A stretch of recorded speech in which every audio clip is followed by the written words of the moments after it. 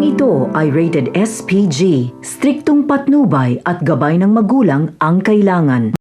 Sinabi ni Ramon sa kanyang sarili na hindi niya babaliwlain ang pagmamahal niya kay Mokang, kaya sa oras na matuntun niya ang lalaking tumangay dito ay siya mismo ang maglilibing ng buhay dito kahit sino pa nga ito.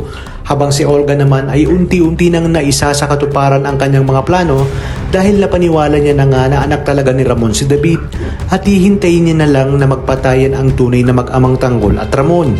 Maya-maya pa ay tuluyan na nilang nilisan ang mansyon na matagal na nilang tinirhan. Sa kabilang banda, formal nang dumalaw sina Rigor at Mando sa koreksyonal dala ang endorsement letter. Ayon kay Rigor, naroon sila para mag-imbestiga, hindi para dalawin si Tanggol. Nag-aalala naman ang mga kaibigan ni Tanggol dahil hanggang ngayon umano ay wala pa ang kanilang kaibigan si Tanggol.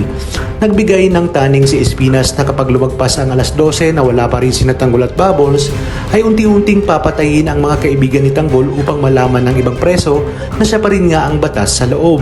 Hinarap na nga ni Balatukan si Mando at Rigor at ipinaalam niya kay Espinas na nagsisimula ng mag-iimbestiga si Rigor. Sakto rin nga nakababalik lang at dumaan sa likod sina Tanggol at Bubbles. Agad na ipinasok ni Makasanto si Tanggol sa Bartolina. Baka sa kanyang muka ang matinding lungkot dahil sa pagkawala ni Mokang.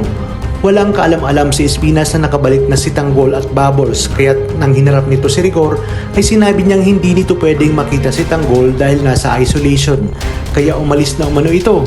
Ngunit ipinakita ni Rigor na may authorization letter sila para mag-imbestiga at ang mga dapat nating abangan ngayong Martes. Muli ngang dadalaw ang mag-asawang Marsing at Nita sa mansyon ng mga Montenegro. Ngunit sasabihin sa kanila ng guard na kaaalis lang umano ng buong pamilya.